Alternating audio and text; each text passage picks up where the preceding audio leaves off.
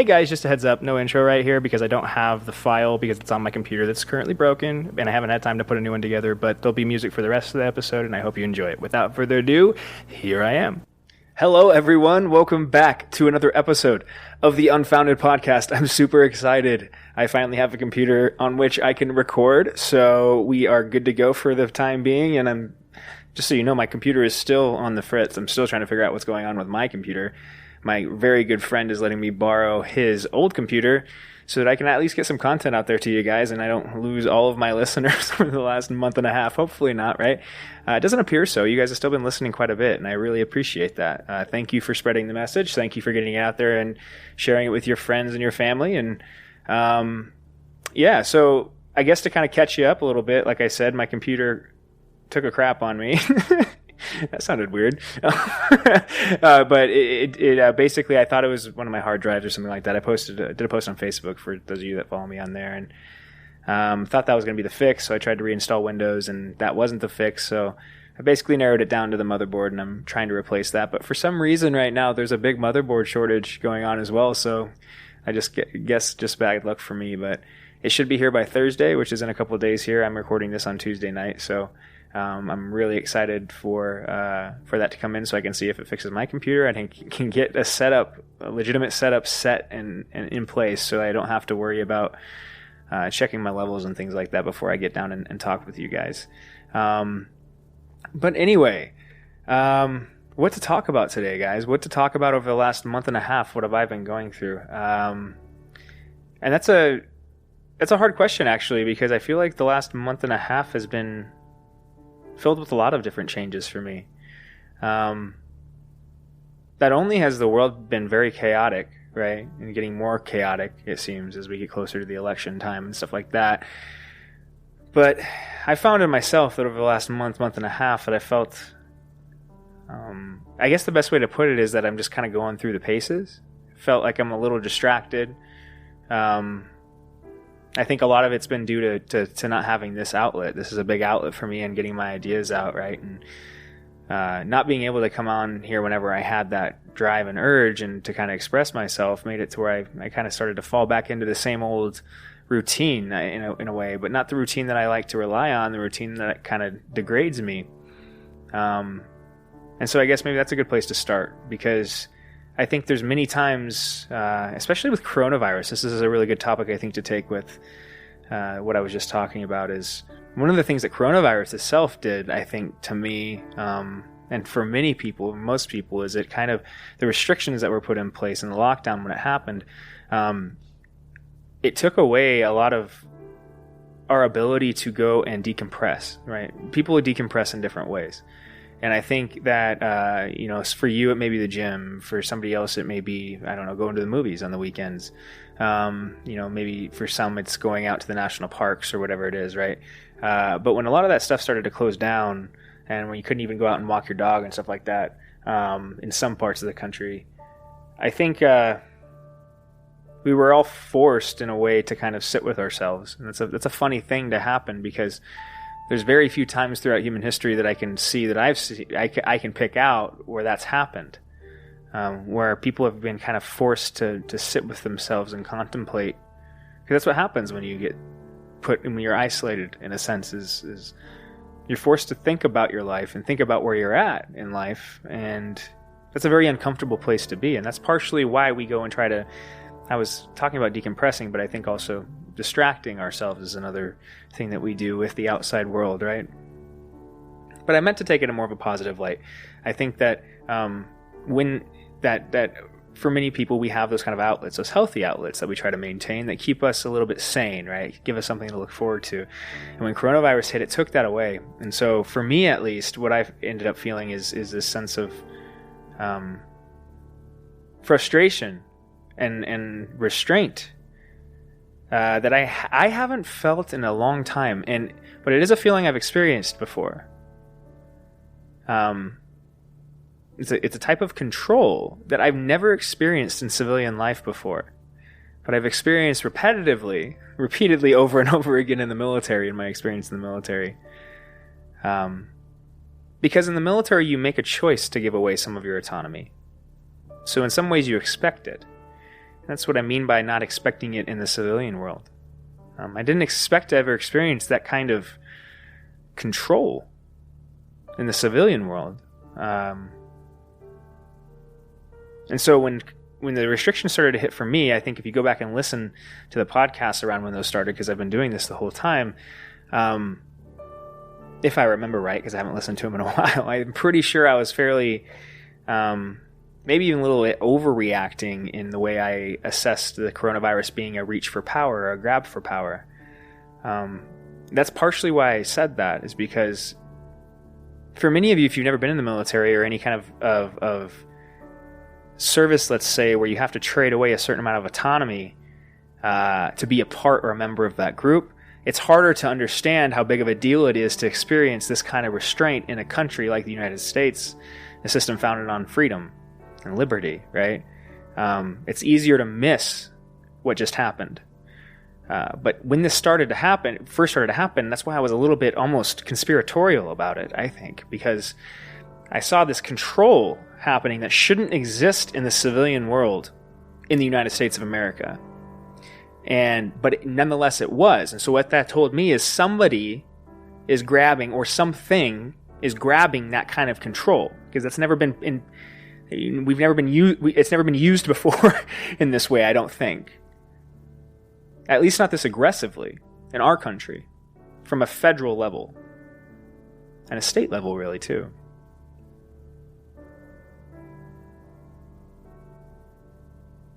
And the way you experience that practically is in kind of not being able to go out and decompress, not being able to kind of continue your life, the things that you had done to keep yourself healthy and maintained, the things that we need to keep doing if we're going to fight off something like a virus or an infectious disease.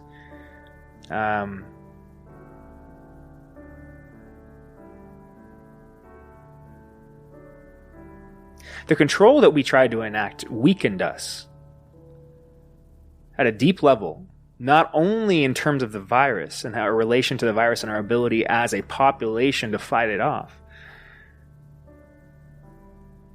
We actually drastically increased the odds that the most vulnerable people within our population will contract the disease and will get a bad version of it. Let me explain what I mean by that. If we know that a virus predominantly affects one swath of the population, let's say elderly, right? As we know with the coronavirus, that it's much more prevalent in the elderly community and also with people that already have pre-existing conditions. What does that tell us? Well, that tells us that those people need to be isolated in some way, right? That those people that are most vulnerable, we need to pay attention to, we need to protect, we need to help. That's, I think, a pretty logical point to make. But the next part that we did is we kind of said, no, let's restrict everybody. And that's where we went wrong, and that's where I'm kind of confused, and what I'm trying to talk through right now a little bit is why we made the leap from trying to protect our elderly population and our most vulnerable people, which were already somewhat isolated because many of these people already live in retirement homes or retirement communities, self-isolation, right? Or already are in a hospital or being treated for something else. So we already have relative to every other group that this could have possibly affected, that group is already the most isolated. So all we had to do was isolate the people that are the least vulnerable of actually dying from the disease, but very prevalent of actually catching it, like young people, from interacting with those most vulnerable people, right? Keep the young people away from the old people and the sick. That would have been the most practical method, right? Because what does that do? Well, it allows most of the population, the general population who's out there functioning in society still, right, is still actively participating in society. It allows those people to continue to do those things, maintain themselves, but also develop an immunity to the virus, catch it, get through it, allow your body to naturally respond to it, and develop an immunity to it. So that eventually the virus itself cannot survive in the general population because too many people have immunity. This is the idea of herd immunity, right, that we've heard talk about. Well, now carry that forward if we have isolated people. If we've isolated our most vulnerable, and then we allow the people that are healthy and can fight it off to develop herd immunity, that's the end that's how you get away from a quarantine situation, right? It takes a long time. It probably takes a whole flu season or a whole coronavirus season to get to that point, which we would have been at right now if we would have done this, right? But We didn't. Instead, we isolated the whole population, said we can kill a virus or we can stop a virus, which is the messaging behind it, by restricting people, all of the population, shutting down the economy itself, and keeping people from doing the things that allowed them to decompress, like I was just saying earlier, how I started this conversation and got in this rabbit hole, right? If you couldn't tell, I have a lot to talk about, guys. I've been restricting myself a lot this last month, because I haven't had this outlet.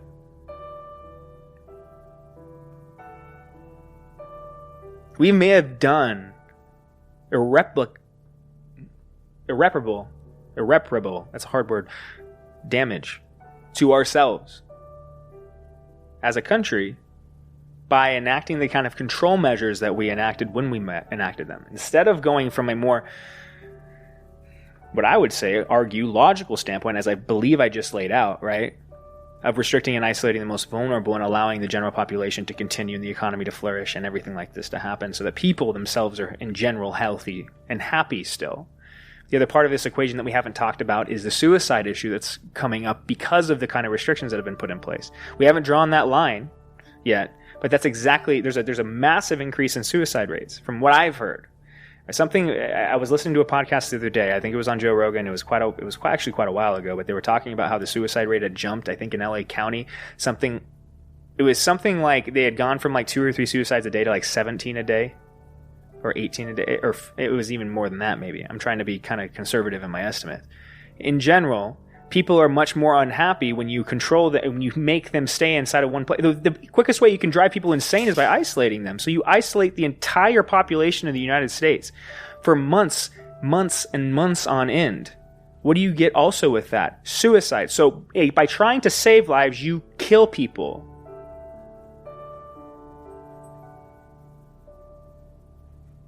Two examples of how you actually kill people in passive ways without realizing it by trying to fix a problem. I've railed against experts before. That was one of the things that I was railing against when this first started, was Fauci and all these other like medical experts that were saying that they knew how we would get around this and that we flatten the curve and all this kind of stuff. And it's like, okay, yeah. But there's something very scary about people that believe that they actually can solve problems as big as a virus. It's the most audacious assumption you could make. It's disgustingly audacious. It has no reverence for the complexity of nature or life itself. And in that, you see how maniacal a lot of these people are. Fauci already did it once with AIDS. He's basically the self-proclaimed AIDS like knight that went through and like wiped out AIDS for everybody. And he's done a lot of really good work to help in that pandemic as well, right? Or crisis. I don't know if you call it a pandemic, but crisis, right? But you can see from my perspective, this kind of ego that develops out of that if you've already proclaimed yourself as like the leading example of AIDS, in AIDS research and all that kind of stuff, an expert in AIDS research and fighting back the AIDS virus, then you'd be really confident in going in and saying, hey, when when something that affects the entire population, hey, I can solve this too. You're not helping anything when you do that. You actually actively kill people, like I just laid out. One of the things I don't like right now is how we're pointing fingers politically to try to blame this virus politically on, let's say, the Trump administration, or like I was just kind of backing up, like a lot of conservatives are trying to blame all of the Democratic states and all of this kind of political leadership. And you know what? I got to be honest with you. I don't think they're wrong. I'm trying to approach this from an objective perspective, but if you look at a map right now, the cities that are going through the most turmoil right now, the cities that are burning, the cities that are where there's riots taking place, the cities where every night there's businesses and homes and things like that vandalized, destroyed, those just happen to be Democratic run or controlled states. I can't find one example where it's not. And it's partially, I think, because we made this political red line in the sand. I saw this developing when I was a part of the Democratic Party. I don't know if I've gotten much into this before, but the last election, 2016 election, I was as gung-ho Democrat, as far left as you could possibly imagine. I would have been on board for the Green New Deal and anything else you could have put on the board. I mean, everything. I would have partially because I had taken it up as my identity, and this is why I make assumptions about why people have the political leanings they do, what people look like when they're ideologically possessed. This is something that Jordan Peterson talks about and has talked about in depth. That there's a way you can tell when somebody's ideologically possessed when you're talking with them.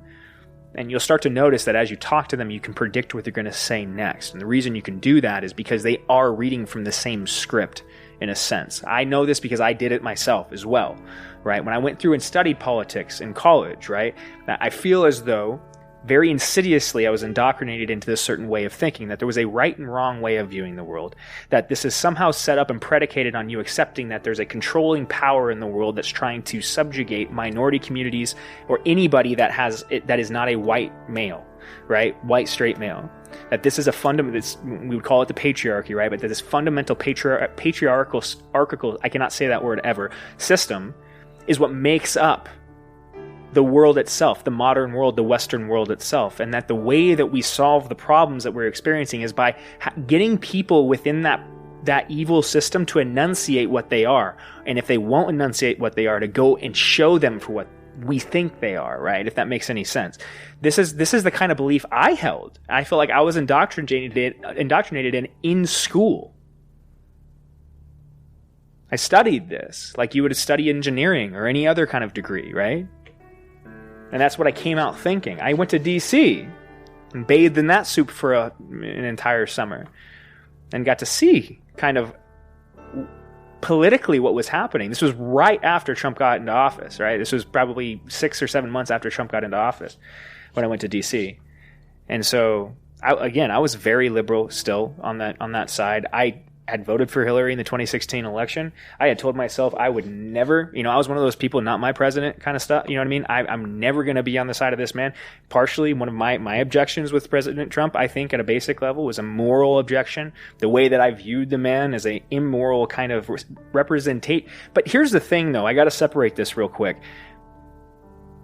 There's something that we've done with how we view Donald Trump, and I think this has been intentional, that there's been a way that we painted this man as an immoral thing. Now, I think the reason most people think he's an immoral thing is because he is abrasive, right? If you ask people, if you go and kind of talk to them, why what is it about Trump that you don't like? They'll kind of, you'll notice at first they'll go, they'll get like this, they're like, oh, there's too much to name kind of a thing, right? It's usually how they'll approach it. And then they'll start to kind of list off these ways in which he's just kind of an asshole, quotation marks, right? Now, abrasive is a better way to put that, right? He's more of an abrasive person, right? Now, that doesn't make him immoral by definition. Being abrasive or being kind of an asshole doesn't make you immoral. Even though we like to think that, it doesn't. But what you can do is kind of tie that identity of being somewhat abrasive and pushy and kind of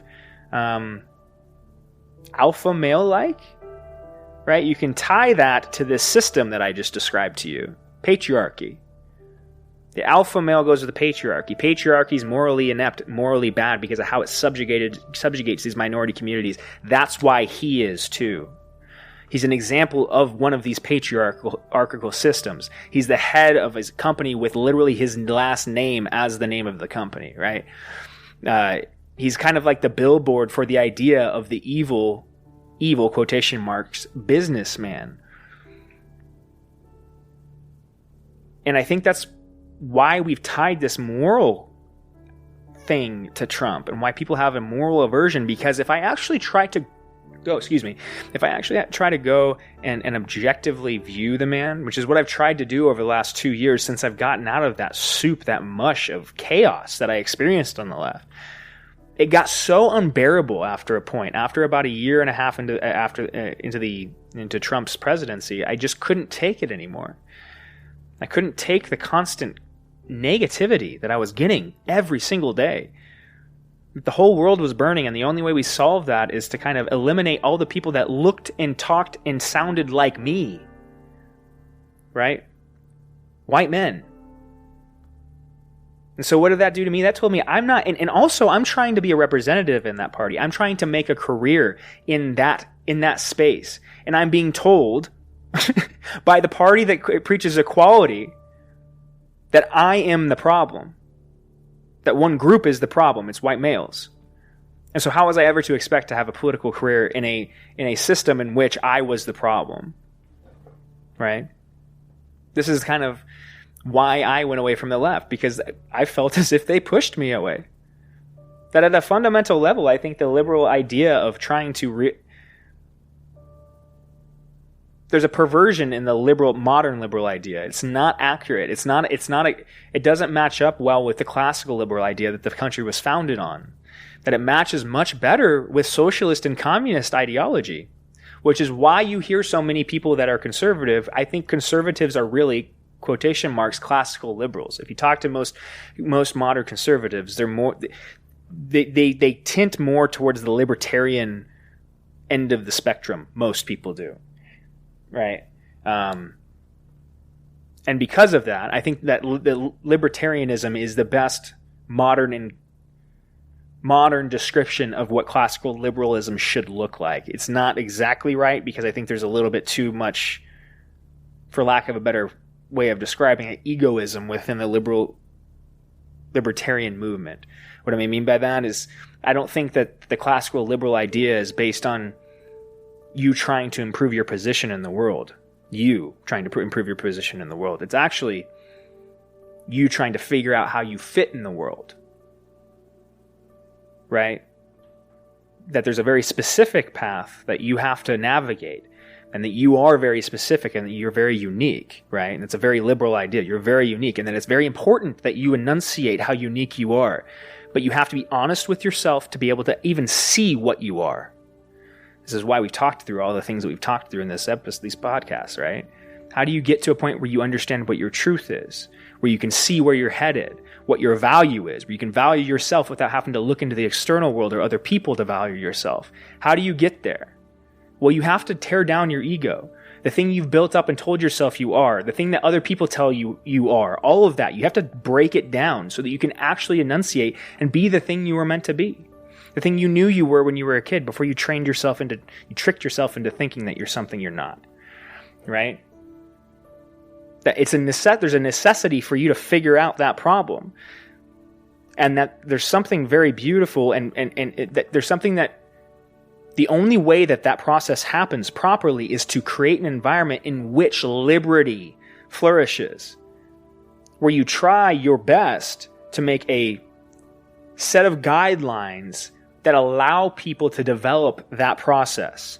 But you do your best, your absolute best, to not infringe on that, on the liberty that requires, on the breadth of that path, how different it can be for different people, right? How varied experience can be in the world, all of that. Because we need that kind of novelty for us to expand and grow as a thing, as a human collective, as a species, as a globe. It's a deepness. That's the fundamental thing we got right in the United States. That's why there's been so much success here, is because that is what's happened. That's why there's an upward explosion of development ever since you see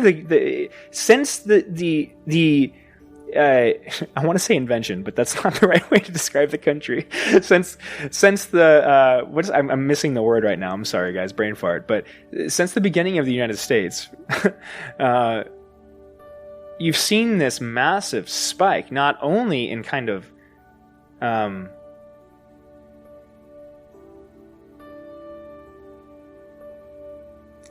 in every way. There's been this increase in,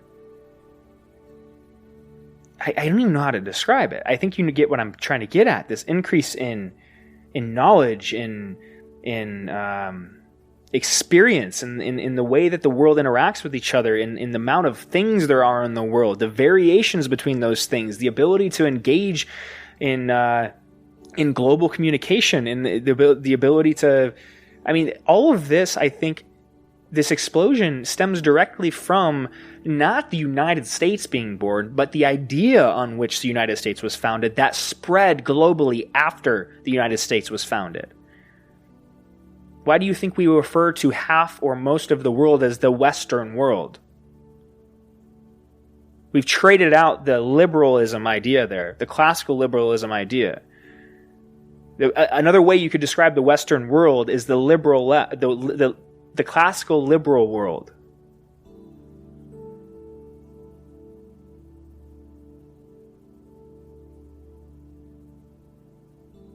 But in many ways, the labels don't matter.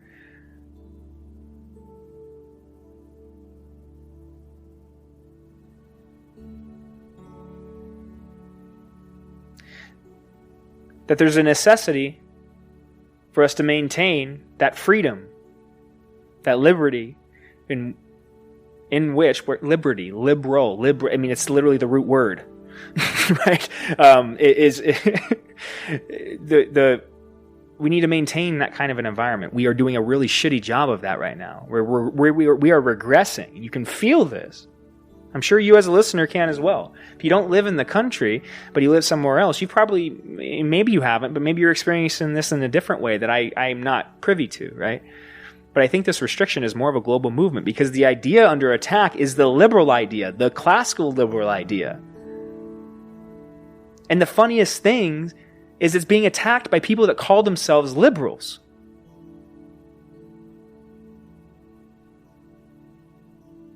There is not a single liberal, quotation marks, liberal Democratic candidate or representative that I have seen in the last 3 to 4 years that espouses anything like a liberal ideal. Classical liberal ideal.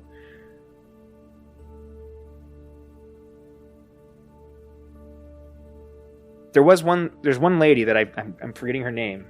she ran in the Democratic primary. That I thought would have been a fantastic candidate for the Democratic Party. That was a good embodiment, I think, of the classical liberal idea. And I don't know why I'm forgetting her name right now. But I think it's exceedingly rare to find within the modern Democratic Party anybody that even understands the classical liberal ideal.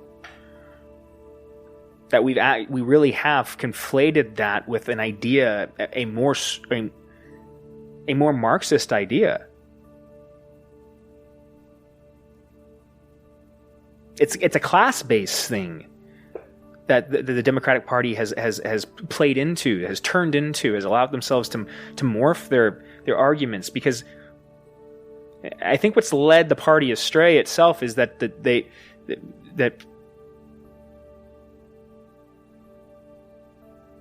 playing politics has consequences, has ramifications.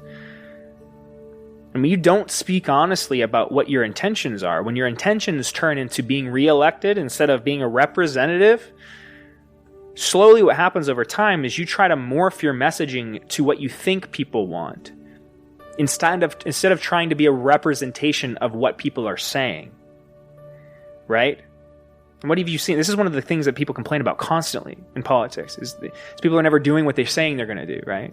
Or that the politician figure is kind of this empty, lie-ridden thing that just will tell you what it wants to get you. It's kind of like the snake oil salesman is what the politician is, I think, modern day.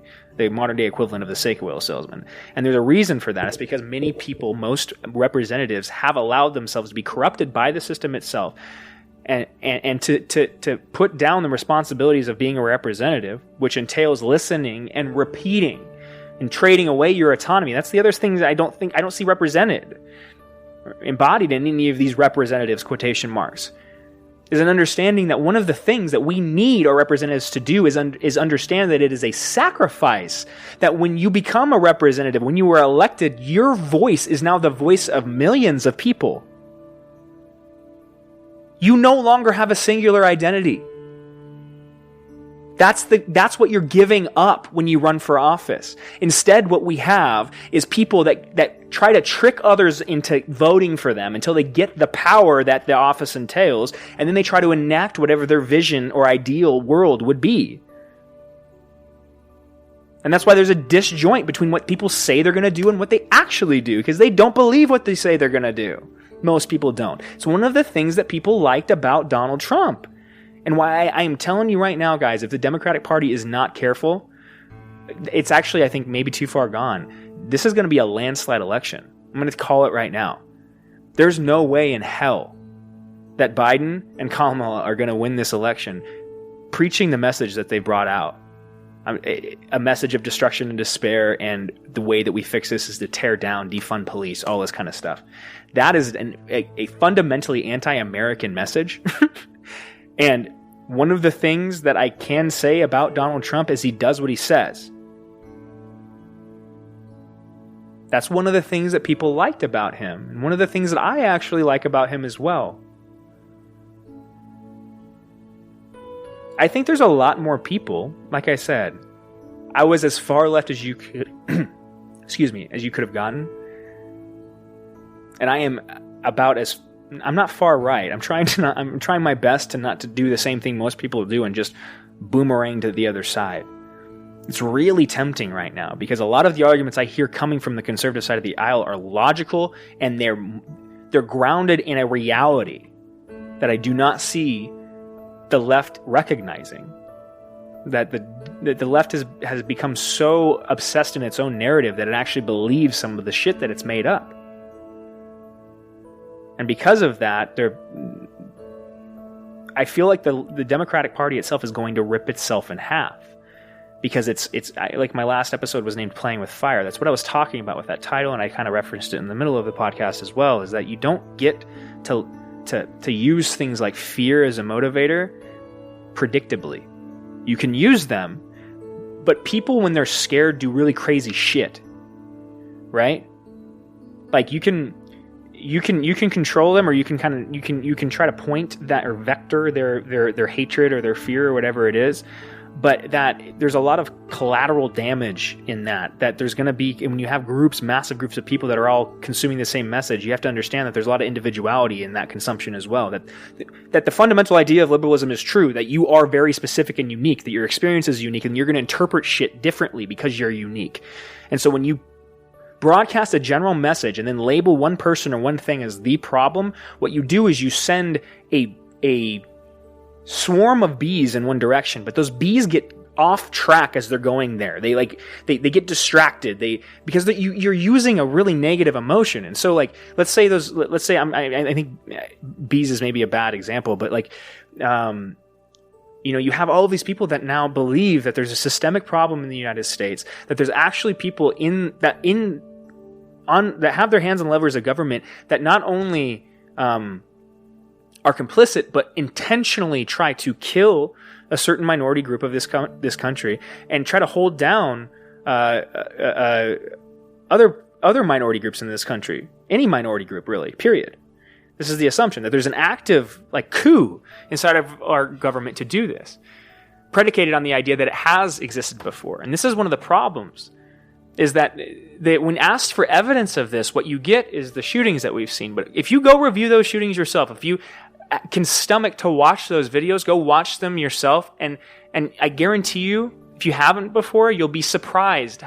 I'm thinking you're going to be a little surprised when you come out of watching those videos, because they don't. I haven't seen one yet that didn't look justified. I'm sorry. I've also been a cop before. It's a little easier, I think, for me to place myself in those individual shoes, those officers' shoes, and understand how scary of a fucking job that is, how much of a responsibility it is, and how much of a weight it is to go into work every day knowing that there's an entire population of people that not only hate you, but are being vindicated in their hate for you. It's not like I'm trying to condone killing or anything like that. My wish would be that violence would never occur. That's also a wish. It's not reality. Reality is that there's a lot of people in this world that are misguided and misled, that make mistakes, that make bad decisions, the point of cops is to interact with people in exactly that situation. That's their entire purpose, is to interact with people that have made a wrong turn, have made a bad decision, or are about to make a bad decision that could hurt other people or themselves. That is the whole purpose of police departments, to try to give guardrails so that people that are devolving don't take down other people with them. That we have to maintain this kind of stability so that people can develop and we can continue this freaking spiral upward, not downward. Right? That police officers are incredibly important in that process. And that is very telling that one of the things that's being attacked right now and trying to be defunded and torn down is literally our system of keeping the stability. That shows you that this is not a liberal movement. This is something different, people. What's happening out there. This is something much different. I started off talking about morality a little bit in relation to Donald Trump. And my confusion on trying to figure out why we've labeled him as an immoral person.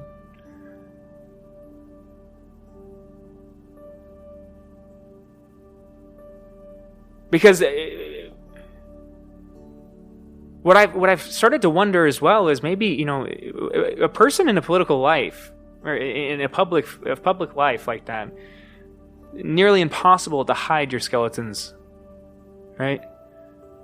We've talked about before on this podcast that we all have skeletons, right? We all have things that we've done that we're ashamed of. If you're shaking your head no right now, you're lying to yourself. I know there's nobody shaking their head no right now.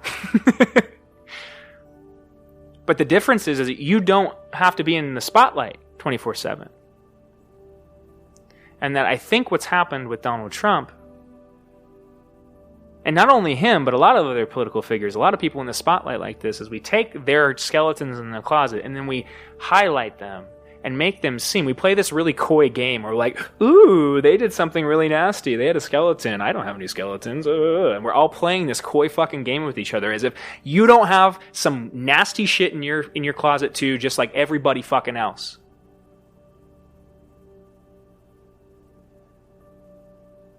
And that what the media has done and what the left has done is allowed you to feel morally superior to one individual because his skeletons are visible.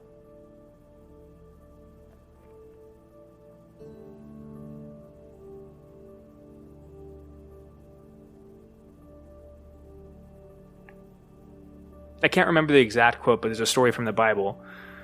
I believe it was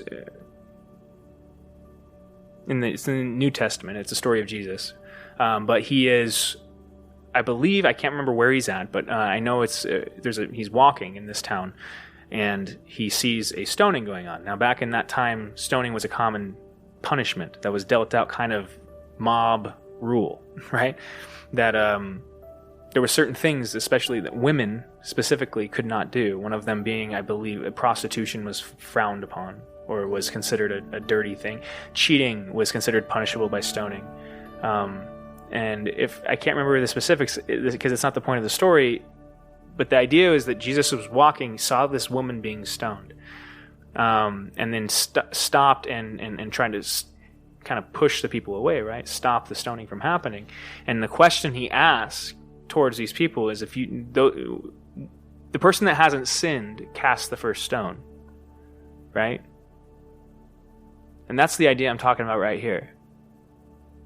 If you want to judge somebody else, you better make sure your soul is spotless first. You better. And I guarantee you it isn't.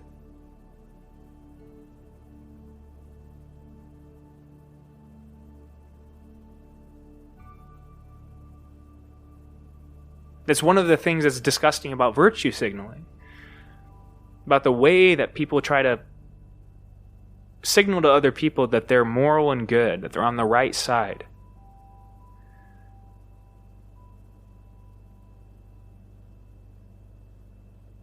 You got to have suspicion when you see people doing that. You have to be a little suspicious of them because,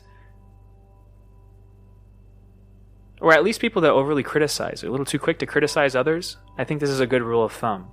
To watch that trait in people because there's a reason they're doing that. And it's probably because they have some kind of crushing thing going on, that there's maybe something about the situation they're criticizing that resonates with them, that maybe be similar to something they've done in the past, or maybe it's something like they feel inadequate or they feel as if what they've done is worse than what that person has done, and if anybody learned what they had done, oh my God, it'd be over with, right? So they try to distract or divert attention away from themselves, but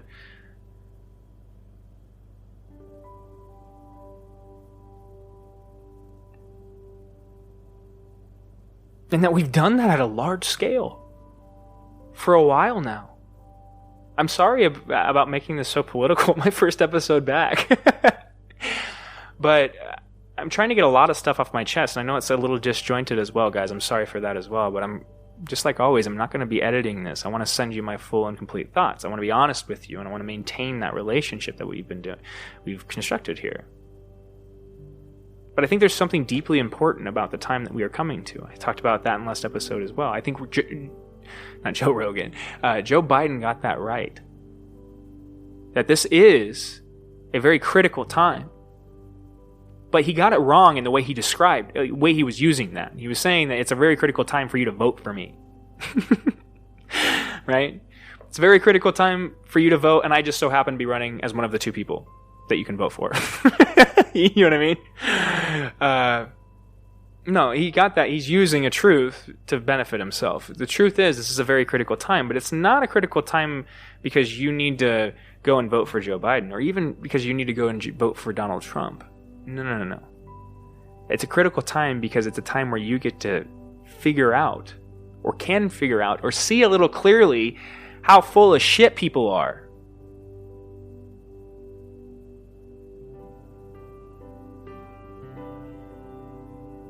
I think there's a few people in this world.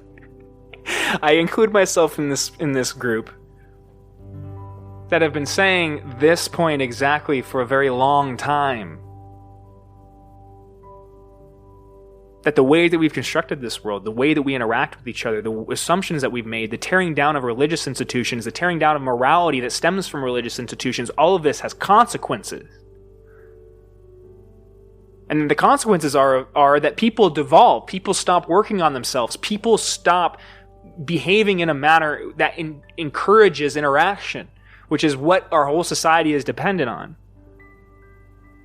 And that if that happens for too long, it all devolves into a muck, a chaos that is much more complicated than we like to admit. I think for some people this is obvious even when the times are quotation marks good. This was always obvious for me, but it manifested in a very uncomfortable feeling. It made me feel like I was rooting against the world, for lack of a better way to describe it. That when I looked out into the world as I grew up and as I went out into it and I started to work in organizations and go into the military and become a cop and do all this other stuff and go to college, that I started to see that no matter where I went, people were lying. Not just a little bit, like a lot.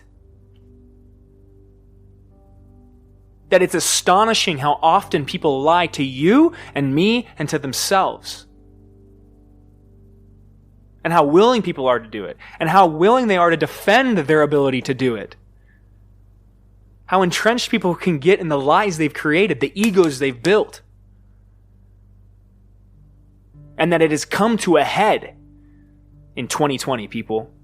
That the pain you're experiencing is not the coronavirus. The pain you're experiencing is our ineptitude as a society, our inability to recognize our faults, our inability to look at the things we need, to leverage them, to connect with something deeper, to be humble, to understand that we aren't the only thing in this universe, to understand that we're not, each of us aren't the center of the world, that we are a part of it.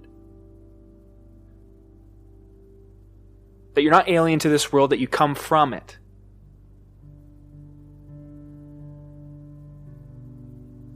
And that I believe over the last 5 to 10 years what we've seen is a population gaslighting itself. I guess is the best way I could put it. I don't even know if that makes sense. Let me think about that for a second. But it came out. It's something like that. It's something like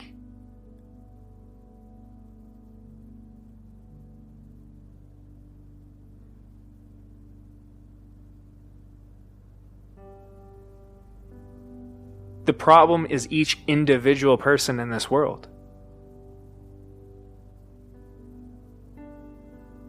But that we've all told ourselves that the problem is something else.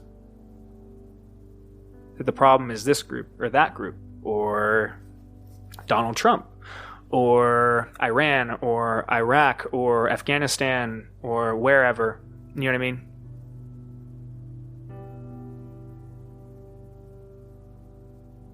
That we've made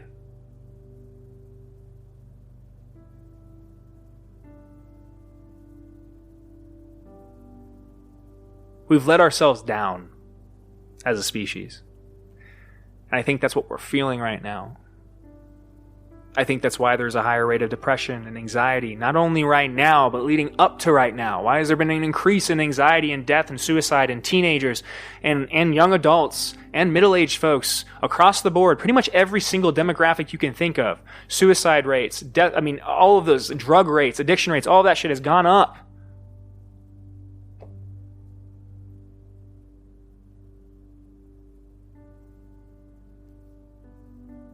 Could it be because we're doing something wrong? I think so. And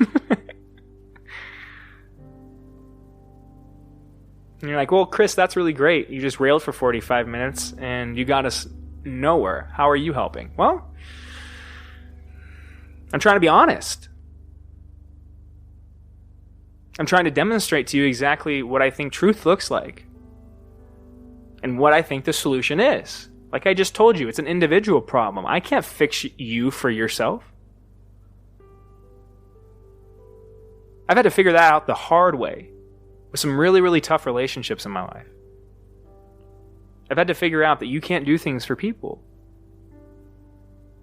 But that a lot of times, almost every time, if other people are experiencing problems, the reason they're experiencing problems is because of themselves.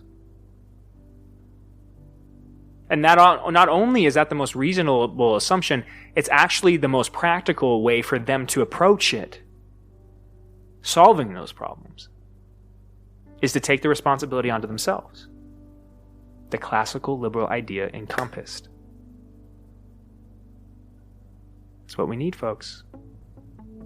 And with that is the Unfounded Podcast. Signing off. I will be back here shortly as soon as I can get back on. I have a lot more to talk about. Obviously, I was kind of on a rant today, so sorry about it. Sorry if I offended anybody. Not the intent, of course, but I hope you enjoyed it nonetheless.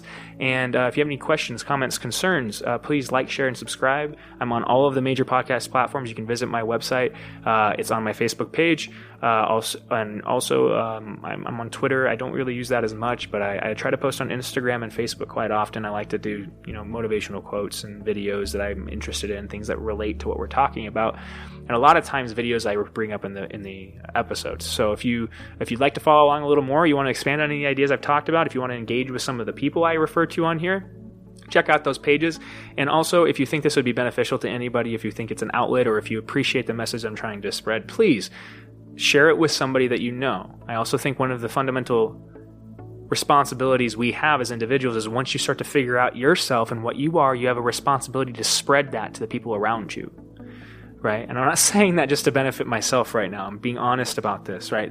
This is an idea I got from Jordan Peterson as well, and I believe he got from Carl Jung, that it's a philosophical idea that you have a responsibility, right, to work yourself out, to figure out who you are, to enunciate that, and to go into the world with confidence, knowing what you are. And to enact good in the world, whatever that version of good is that you find. And the way you do that, the practical way in which you enact it in the world, is not by trying to go to the very top of power and seize power and to institute it downward. It's actually the opposite way. It's to go to the people that you know the best and that you care about the most, and to do your absolute best to spread what helped you. To help those people help themselves, right? And that what you get out of that, if you can kind of imagine it, it's a really, really beautiful, symbiotic, natural process in which people grow, and as people grow, our society grows, our communities grow. We become stronger, we become less fearful, there's more stability, people feel free to flourish. That's the route out of this. Let's start doing it, right? Stay safe. I'll talk to you soon. Bye-bye.